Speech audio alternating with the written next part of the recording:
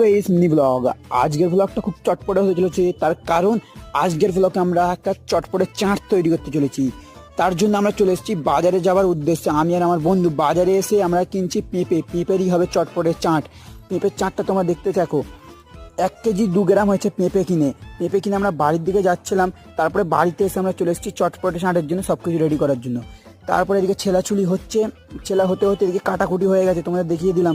কাটাকুটির পরে এদিকে আমলিজা মাখাচ্ছে, কাদের কাদের জিভে জল চলে এসছে কিন্তু কমেন্ট করে অবশ্যই জানা। কমেন্টের কথাটা বলতে একটা কথা মনে পড়লো, আজকে থেকে এই ভিডিওতে যারা যারা কমেন্ট করবে এর পরবর্তী ভিডিওতে সব কমেন্ট তোমাদের দেখানো হবে, আমাদের ভালো যেটা লাগবে সেটা দেখানো হবে।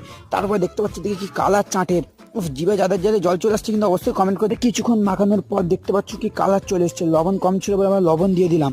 তারপরে আমরা খাওয়া শুরু করে দিচ্ছি। দেখতে পাচ্ছ খেতে খেতে তোমাদের কি আর বলবো, এত ভালো লেগেছে খাবারটা তোমাদের কি বলবো।